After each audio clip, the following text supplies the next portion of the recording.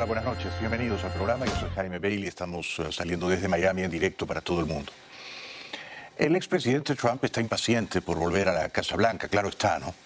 Por eso el fin de semana viajó a Carolina del Norte, reunió a una multitud enardecida y les dijo a todos que el hombre más honesto que Dios ha creado a lo largo de la historia de la humanidad es él.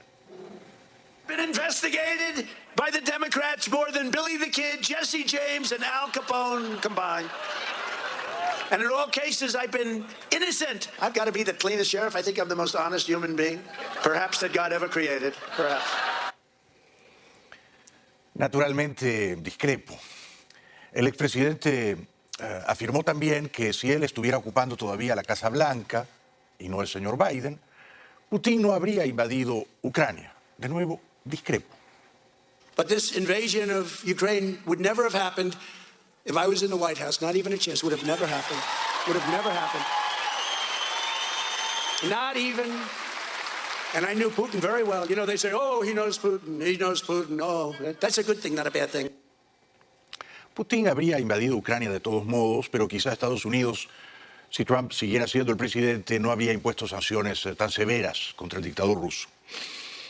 Luego, Trump criticó al gobierno de Biden, lo acusó de proteger las fronteras de otros países lejanos, entiéndase Ucrania, y desproteger las fronteras de Estados Unidos, las fronteras al sur con México. Y dijo que Estados Unidos está siendo víctima de la peor invasión de su historia.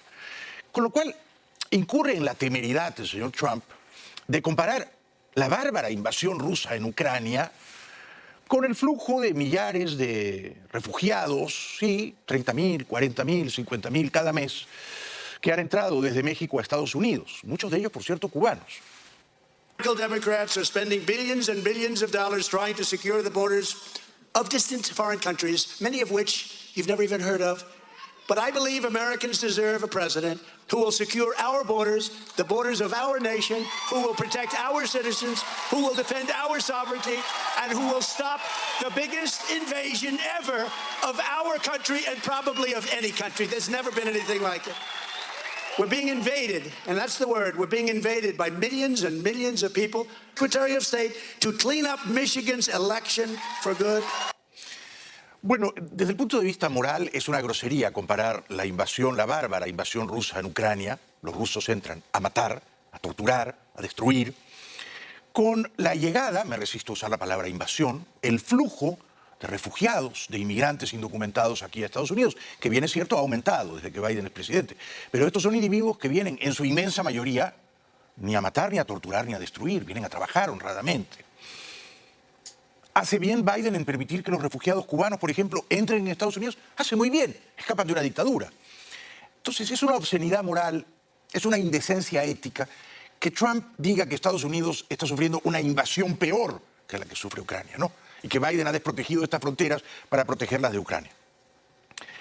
Luego Trump aseguró que en las elecciones de medio término congresales de noviembre los demócratas sufrirán una paliza y los republicanos capturarán la mayoría. Puede ser.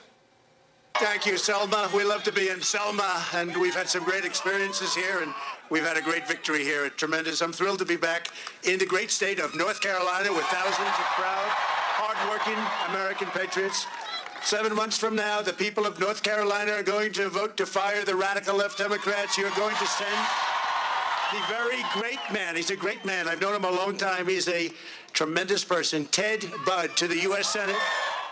Dijo también el expresidente Trump que en noviembre los republicanos capturarán la mayoría en ambas cámaras, sobre todo en la Cámara de Representantes, donde, según vaticinó el señor Trump, van a terminar con el mandato, con la jefatura o el liderazgo de la señora Pelosi, a la que él caricaturizó como la loca de Nancy. Ya sabemos que Trump, para poner apelativos crueles, no se queda corto. Up and down the ballot you will go, and together we are going to end crazy Nancy Pelosi's political career once and for all. She is crazy. The stakes this November could not be higher. Biden and the congressional Democrats triggered runaway inflation, the supply chain disaster. How about that? You go to a store, you don't have anything on the shelves. Whoever even heard of it? They declared war on American energy, and now the middle class is being crushed by the highest gas and food prices in the history of our country. Si la inflación continúa subiendo, yo creo que los republicanos van a ganar en las elecciones de noviembre. Lo veremos. Todavía falta un buen tramo por recorrer. Biden hoy en los jardines de la Casa Blanca se negó a responder preguntas de la prensa.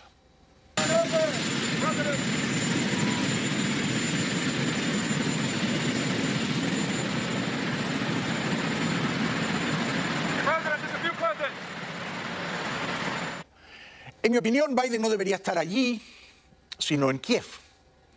Han ido a Kiev el primer ministro británico Boris Johnson, ha ido la jefa de la Unión Europea Ursula von der Leyen, ha ido el jefe de la Unión Europea Borrell, Josep Borrell, entre otros. ¿Por qué no va Biden? ¿Qué espera para ir? Tendría que ir allí a Kiev a decir hemos ganado la batalla de Kiev y estamos con Zelensky. Pero no, hoy hizo una extraña ceremonia en la que habló de las armas fantasmas. No hablemos ahora de las armas fantasmas, hablemos de las armas reales que necesita Ucrania y digámoslo en Kiev, al lado de Zelensky. Last year alone, law enforcement reported approximately 20,000 suspected ghost guns to the Bureau of Alcohol, Tobacco, Firearms, and Explosives. That's a 10-fold increase in these ghost guns from 2016. 10-fold in 5 years. These guns are weapons of choice for many criminals. We're going to do everything we can to deprive them of that choice. And when we find them, put them in jail for a long, long time. Un político, un estadista tiene que saber distinguir lo prioritario, lo urgente de lo secundario. Esto de las armas fantasmas. Ahora, ¿a quién se dirige? A individuos fantasmas. Ahora Biden tiene que ir a Kiev, a Ucrania, y expresarle personalmente su respaldo a Zelensky. ¿Por qué lo hace Boris Johnson y no lo hace Biden? ¿Por qué lo hacen Ursula von der Leyen y Josep Borrell y no lo hace Biden? ¿Qué espera? Luego, como es ya casi previsible, tropezó y casi se cayó. No me voy a cebar en él porque es un hombre que este año va a cumplir 80. O sea, es normal que se tropiece, ¿no? Tiene que ir un poco más despacito. Ladies and gentlemen, please remain in your seats as the President and Vice President. Suerte que lo sostuvieron a tiempo. Bueno, han pasado la segunda vuelta en Francia el incumbente Macron y la desafiante Le Pen. Derecha liberal, moderna, Macron. Derecha antiliberal, conservadora, arcaica, Le Pen. Van al balotaje, 24 de abril, pronto, muy pronto. Me parece que Macron está en problemas. En la primera ronda solo le sacó 3 puntos de ventaja a Le Pen, que viene subiendo.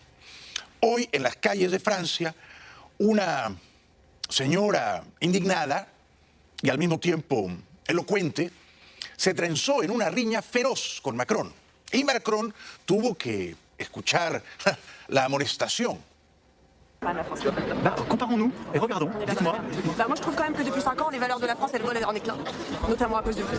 Parce que les valeurs de solidarité, de partage et de fraternité, on les a retrouvées dans la rue avec les gilets jaunes, hein, parce que heureusement qu'ils sont là. Oui, vous comprenez, mais vous nous avez pas trop compris, quoi. Non, mais pardon, c'est pas vrai, je fais le contact de celles et ceux qui étaient prêts à discuter. Attendez. Arriesgó mucho Macron frente a las cámaras al someterse a un debate con una ciudadana anónima, ¿no? Y ella no se dejó intimidar. Capturó el momento y vapuleó al presidente y seguramente Macron se arrepentirá de haberse detenido a polemizar con esta ardorosa señora que le decía, usted no me representa, usted no representa los valores de la solidaridad, de la fraternidad, usted no es el presidente de todos los franceses. Y el pobre Macron tenía que aguantar a pie firme el chubasco. Mais je peux vous dire que vous n'êtes pas du tout le président du peuple. Mais madame, c'est pas vous qui le décrétez non plus, parce qu'il se trouve que vous n'êtes pas le peuple. Vous êtes une citoyenne et je suis un citoyen. Je suis d'accord avec vous, et si on était mais un à pays grande majorité, depuis la colère qu'il y a dans les rues depuis 3 ans, ça s'est jamais vu en France, monsieur Macron. Jamais. Vous savez, malheureusement, ça s'est Jamais. vu. Non, jamais si autant on de était temps, un tous les pays- week-ends, monsieur Macron. si on était un Tous les pays, il y a week-ends pas- depuis 3 ans et demi, monsieur Macron. Tous les week-ends. Attendez, je te dis aussi. Et donc, ça devient compliqué. Je pense que tout le monde est d'accord autour de moi. Je parle à plein de gens. Tout le monde m'a dit les taxes, les taxes, les taxes. Parlez-lui des taxes. Le pouvoir d'achat, il diminue. Et on n'a pas de pouvoir d'achat. On travaille. Aplaudo de pie a Macron. Qué paciencia, qué humor y qué tolerancia exhibió. Así deberían ser los auténticos demócratas, ¿no? Escuchar los regaños de la gente de a pie, aun si estos son injustos. Y escucharlos, sin perder la compostura. Ha hecho el ridículo una vez más el esperpéntico presidente mexicano López Obrador.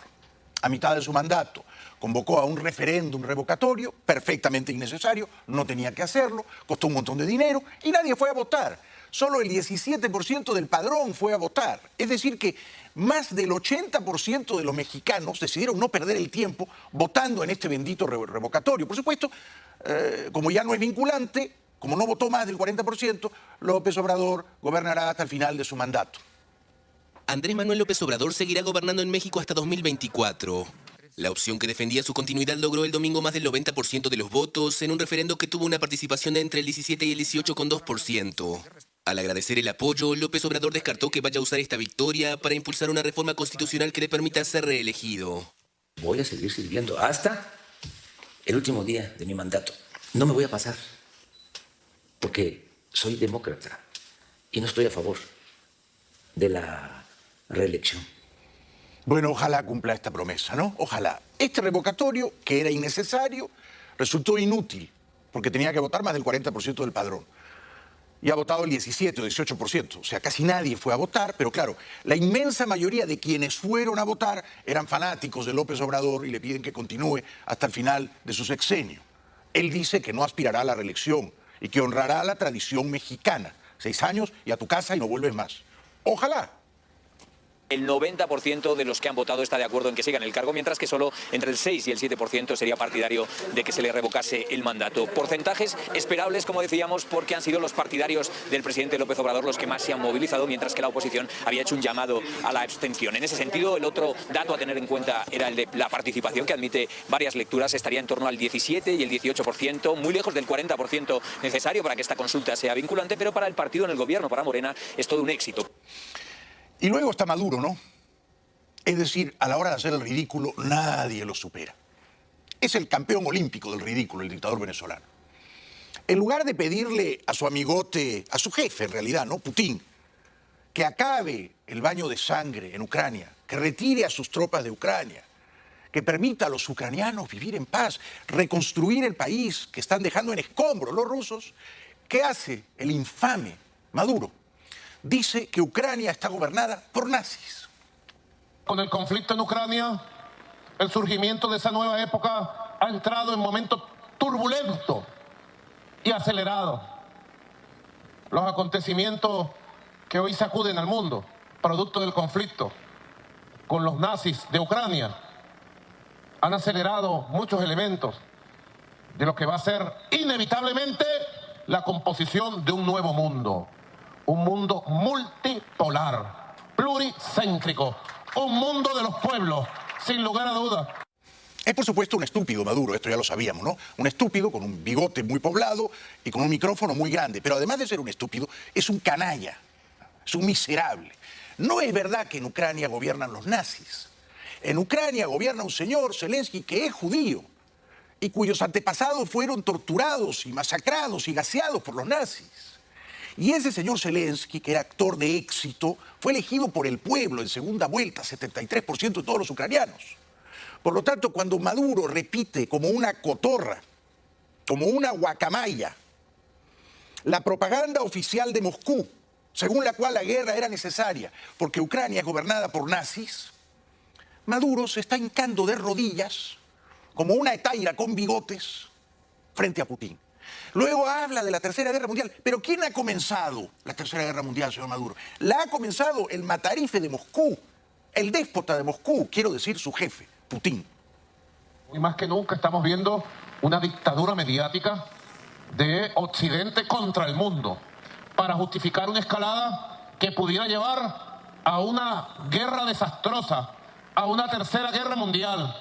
Se están alineando económica, política, diplomática y militarmente Occidente para ir a una gran guerra contra Rusia. Desde Venezuela lo denunciamos. Quieren ir a una guerra para desmembrar a Rusia, partirla en pedazos, destruirla y acabar la esperanza de un mundo multipolar. Pero qué manera de mentir, qué manera de arrastrarse babosamente, de un modo servil, genuflexo frente a Putin.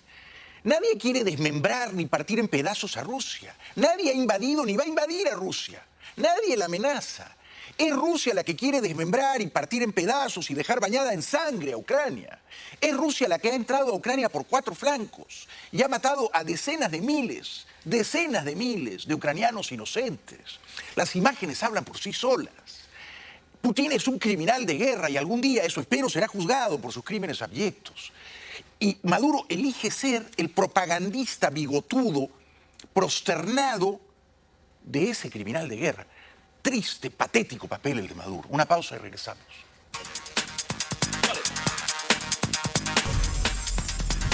Bienvenidos de vuelta. Como Rusia ha perdido la batalla de Kiev, ahora trata de ganar desesperadamente la última batalla, la del Donbass.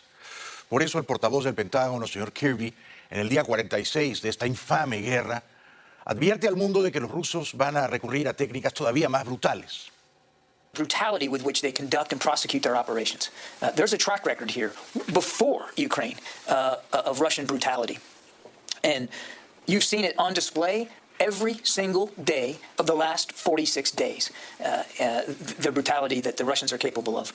We're seeing it today. As you and I are talking here, you can see it today. La primera brutalidad fue volar la estación de tren de Kramatorsk, matando a más de 57 civiles inocentes. Hoy han bombardeado el aeropuerto de Dnipro, que es la capital administrativa del Donbass. ABC News, con reporteros en tierra, reporta que hay un convoy militar de 8 millas, un convoy militar ruso de 8 millas, que se dirige a Kharkiv, en el Donbass.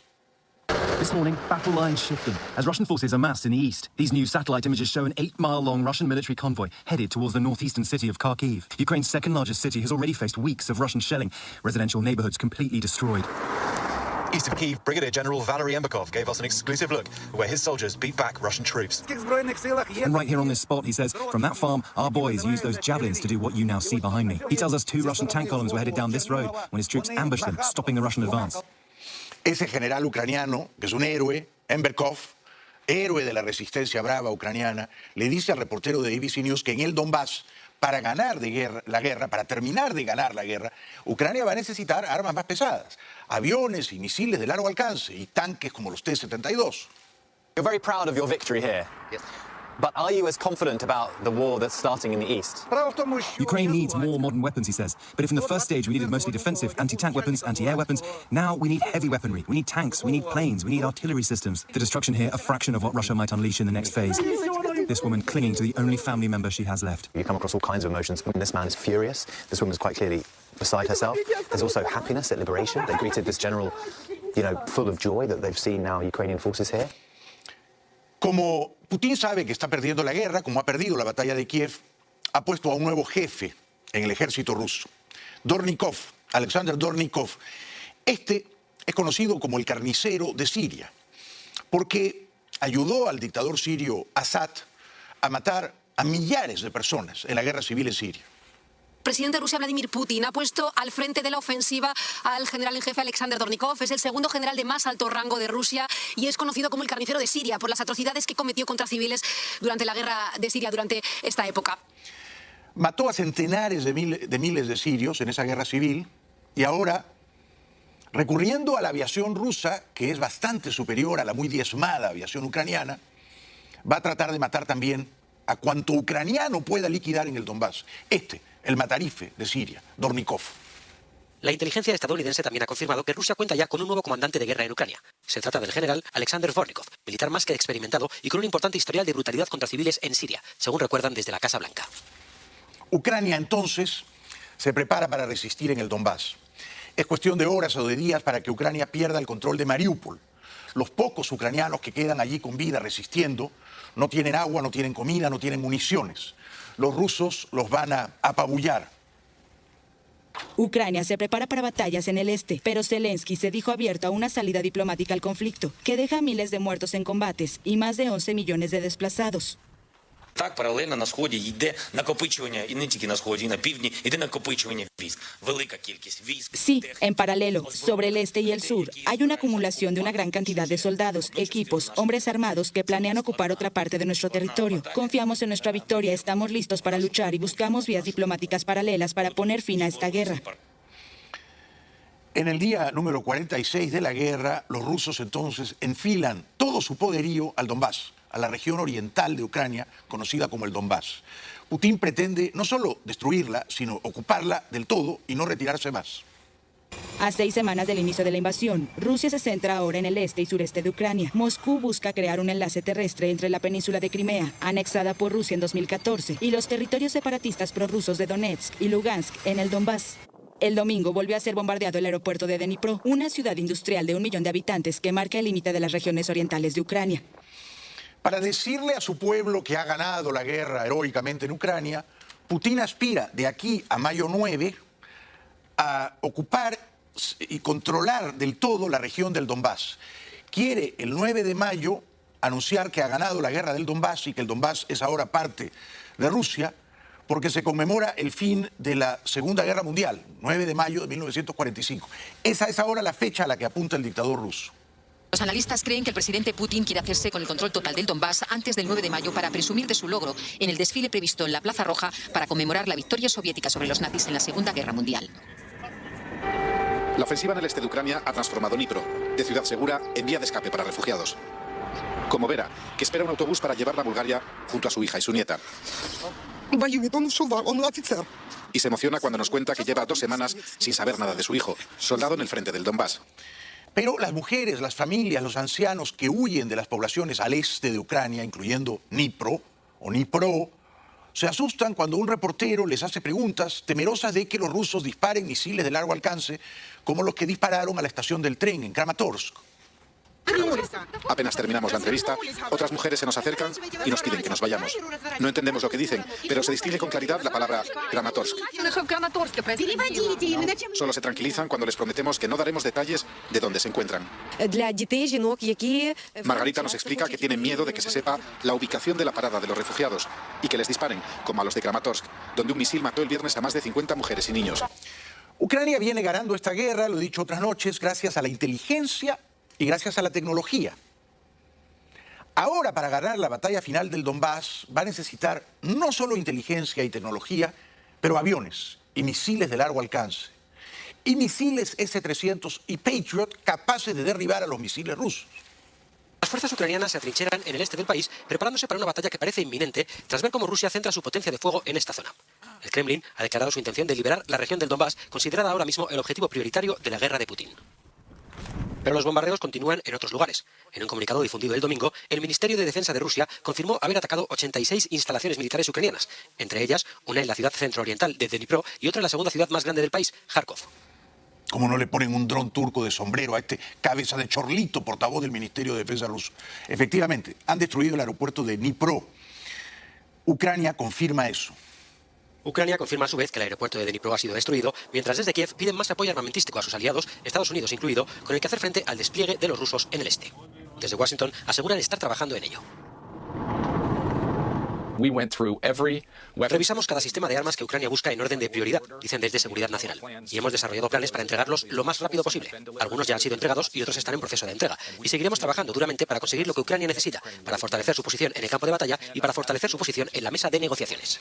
Una pausa y regresamos enseguida.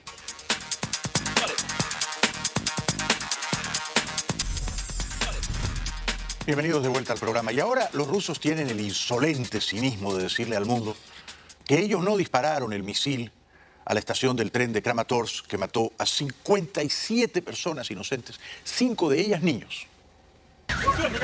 Estación de tren de Kramatorsk, 52 muertos y más de 100 heridos. Rusia, igual que hizo con Bucha, niega la autoría de este ataque. El Kremlin vuelve a poner en marcha su campaña de desinformación para acusar a Ucrania del ataque en esta estación de tren, basándose fundamentalmente en una razón.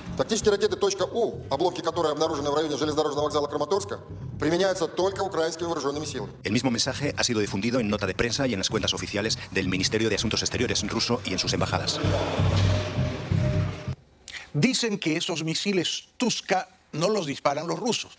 Pero el diario El País de España descubre la falacia y confirma que los rusos sí tienen esos misiles, que los tenían ya en los ensayos que hacían desde Bielorrusia. Sin embargo, existen evidencias del uso de misiles Tuska-U por Rusia en Ucrania. Estas dos pertenecen a la región de Donetsk. Además, hasta 2 vídeos verificados muestran el transporte desde Bielorrusia a Ucrania de estos misiles en tanques con la letra V, símbolo que identifica a las fuerzas rusas. De hecho, Bielorrusia, país aliado de Putin, publicó en febrero estas imágenes de un ejercicio conjunto entre ambos países utilizando este tipo de misiles, lo que también serviría para negar el argumento del Kremlin de que solamente los ucranianos tienen este tipo de armas. Es un excelente reportaje el del País de España. Confirma que los rusos tienen esos misiles Tuska y que los rusos los dispararon contra la estación del tren. Rusia trata de difundir su propaganda por todos los canales de información posibles, incluidos los oficiales. No puede asegurarse aún quién lanzó el misil en la estación de Kramatorsk. Lo que sí está comprobado es que la única razón rusa para negar su autoría es falsa, porque el ejército ruso posee este tipo de armas y las utiliza.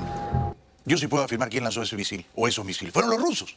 Ningún ucraniano iba a disparar esos misiles altamente letales contra una estación de trenes, abarrotada de gente inocente. Ningún ucraniano iba a matar, a provocar esa sangría, esa escabechina entre su propia gente. Fueron los rusos, evidentemente. Y es la campaña de desinformación de la aviesa, retorcida propaganda rusa.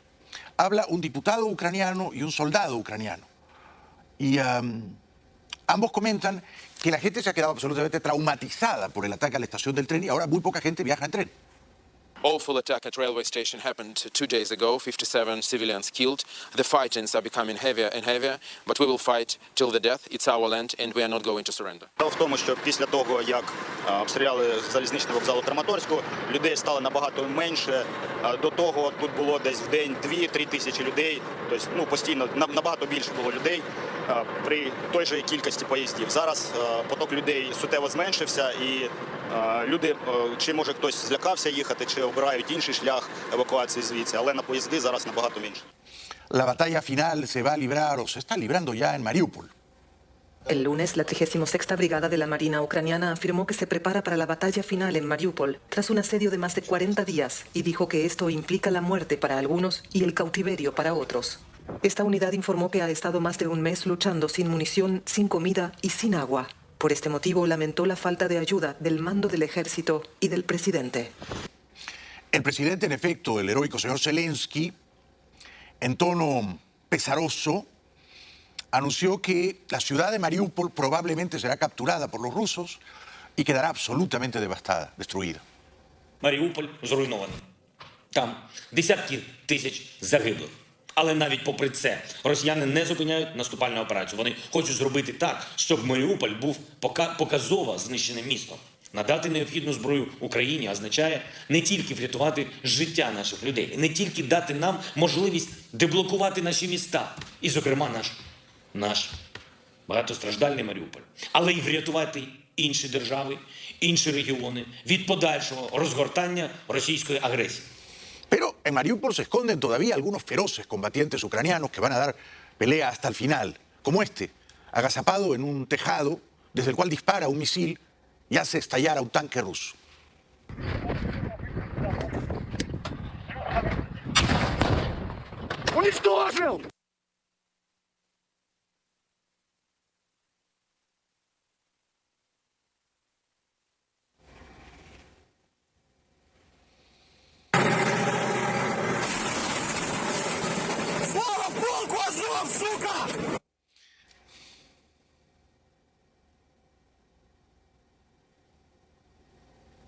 Otras imágenes feroces de la guerra las ha suministrado la inteligencia británica, con ayuda ya no de misiles, pero de drones turcos y drones kamikaze. Los ucranianos, la resistencia ucraniana, consigue hacer volar, estallar unidades de vehículos, tanques, camiones cisterna rusos, de noche además. Tengas en cuenta que los rusos han entrado sin visores nocturnos. Los ucranianos sí disponen de ellos. Entonces, de noche los ucranianos hacen grandes avances, como este.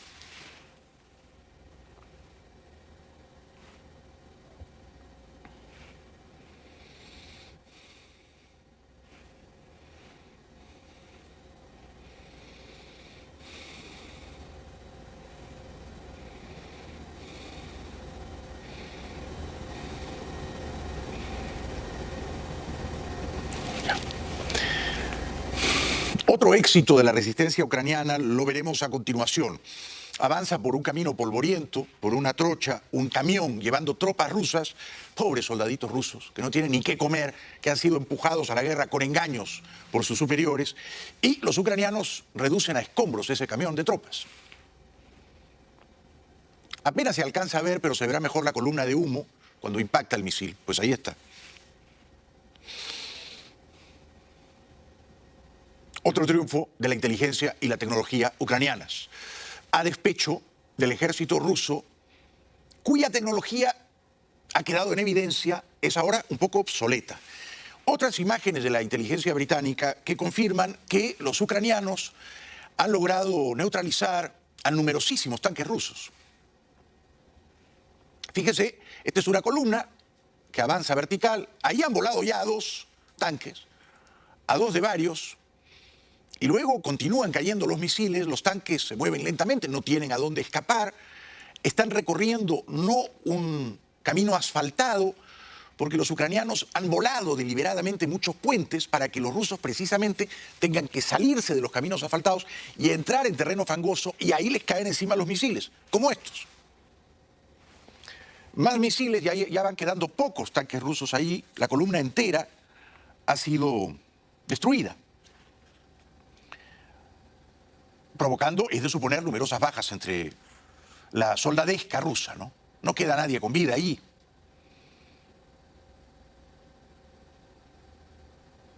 Y se advierte que es un camino de difícil recorrido para esos vehículos tan pesados, ¿no?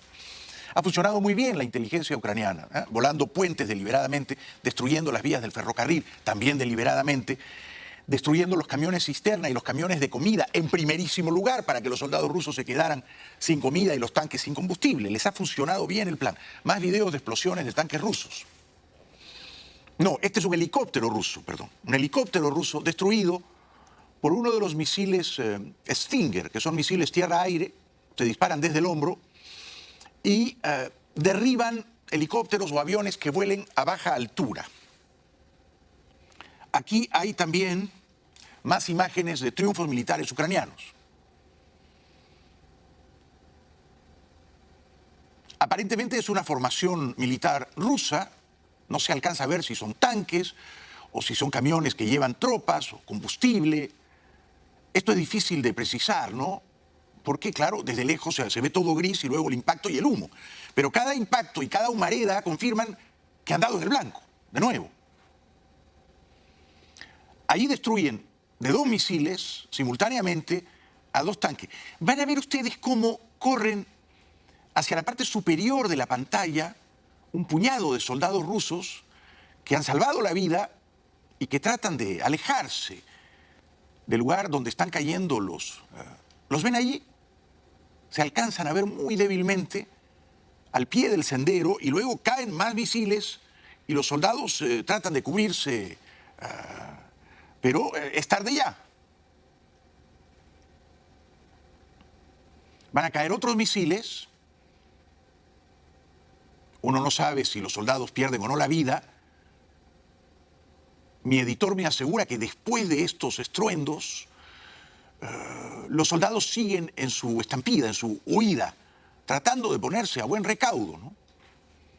No alcanza uno a ver con nitidez a esos soldados, ¿verdad?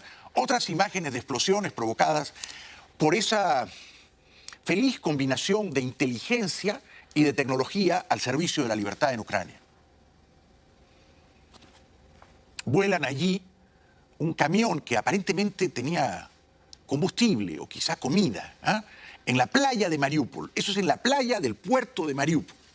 Sí, y luego en otra toma, en otro ataque ucraniano, los rusos no pueden presumir de tantos éxitos. Si pudieran, veríamos las imágenes. No las tienen. Y si no las tienen es porque van perdiendo la guerra.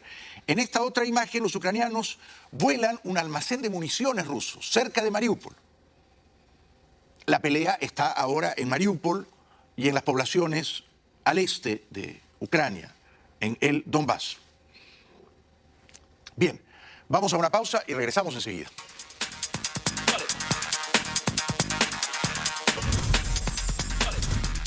Para terminar, esta granjera ucraniana nos muestra a sus animales heridos por la barbarie rusa. Я не знаю, вони горіли. А може, такі були кілограм по 80. А те вже то ми вже встигли розбити там стіну, я вам покажу. Замазуємо рани, стараємося, ножка, їх 5 таких. Ну там рани в коліна, в ножки, вон там теж много так. Подивіться, які рядышком. Pobres vacas ucranianas, ¿eh? Esto ha sido todo por hoy. Gracias por vernos, gracias por acompañarnos, gracias por hacer con nosotros este programa. Seguiremos conspirando mañana. Los espero. Por hoy, buenas noches. Hasta mañana.